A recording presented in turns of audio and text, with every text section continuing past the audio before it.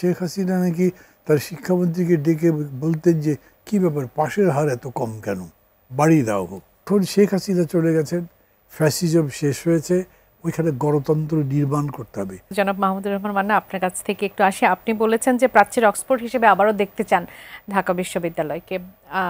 বর্তমান প্রেক্ষাপটে সেই স্বপ্নটা বাস্তবায়ন কতটুকু সম্ভব? এটা ওই যে বলে আপহিল টাস্ক, একটা অনেক বড় মাপের, কিন্তু তারপরে ওটাই তো দেখতে চাই, কারণ এরকম বলা হতো তো এক সময়।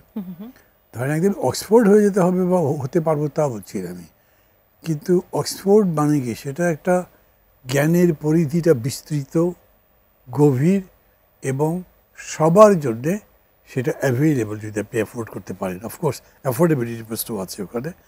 তো এইখানে কি হয়েছে, আমাদের এখানে গবেষণাই বন্ধ হয়ে গেছে। আগে গবেষণায় যত টাকা দেওয়া হতো, আমি 2-3টা রিপোর্ট দেখেছি যে ওই রেটের টাকাই দেওয়া না, গবেষণার জন্য দরকারই নাই।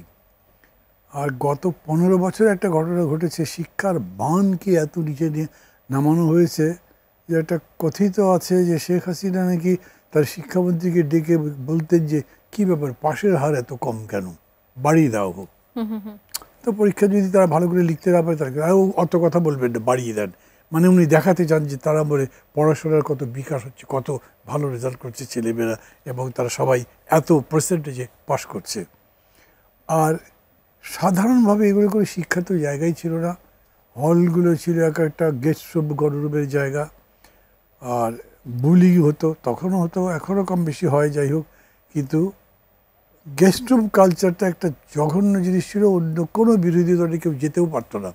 কেবলমাত্র সরকারি দল বিচরণ করতো, দাপিয়ে বেড়াতো, অন্যান্য সংগঠন কেউ সেখানে যেতে পারতো না। যে কেউ সরকারি দলের সাথে সায় না দিলে তারা মিছিলে কর্মসূচি দেবে, তো মিছিলে আসেন, মিছিলে না যদি আসেন তারা হলে সিট ফেলে দিল, কাপড়টি এতে তোষক লেপে আগুন লাগিয়ে দিল, এই সমস্ত করতো।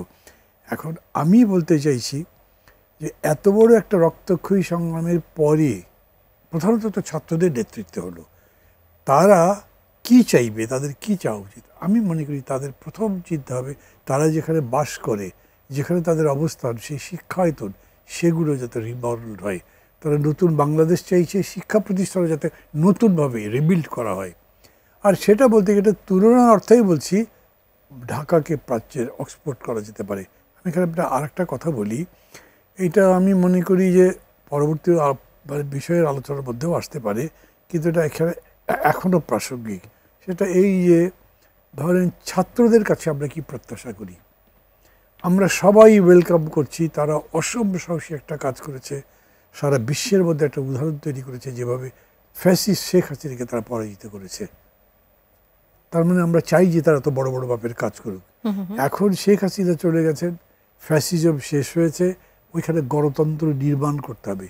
গণতন্ত্র কীভাবে নির্মাণ করবেন, সংসদ কীরকম হবে, কীভাবে নির্বাচন হবে, আবার যদি ফ্যাসিবাদ ফিরে আসতে পারে, যদি সেটা বন্ধ করতে না পারে, এই সমুদয় প্রশ্ন একটা উন্নত গণতান্ত্রিক কাঠামো, রাষ্ট্র, সংসদ গড়ে তোলবার জন্যে এর যে নৈতিক ভিত্তি, তাত্ত্বিক ভিত্তি, আদর্শগত ভিত্তি দরকার। আমি এটা মনে করি যে এটাও কেবল আমরা জ্ঞানের কাছেই পাই।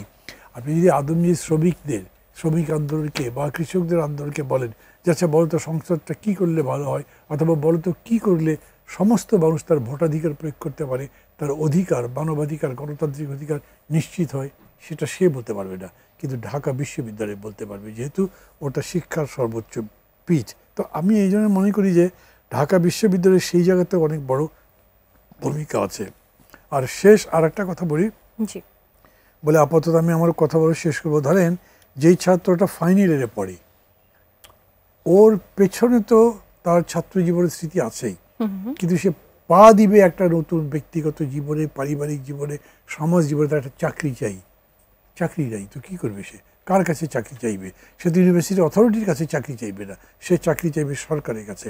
তাহলে তাকে তার এই চাকরির অবস্থা, এমপ্লয়মেন্ট অপরচুনিটি, ইনভেস্টমেন্ট কন্ডিশন, সামগ্রিক অর্থনীতি সম্পর্কেও জানতে হবে, এবং তাকে দাবি পেশ করতে হবে সরকারের কাছে, আমাদের অর্থনীতি এই রকম করে যদি ডেভেলপ করে, তাহলে আমি একটা নিশ্চিত গ্যারান্টি পাই যে আমি ভালো একটা জীবনযাপন করতে পারবো। সেই লড়াইটাও তো তাকে করতে হবে।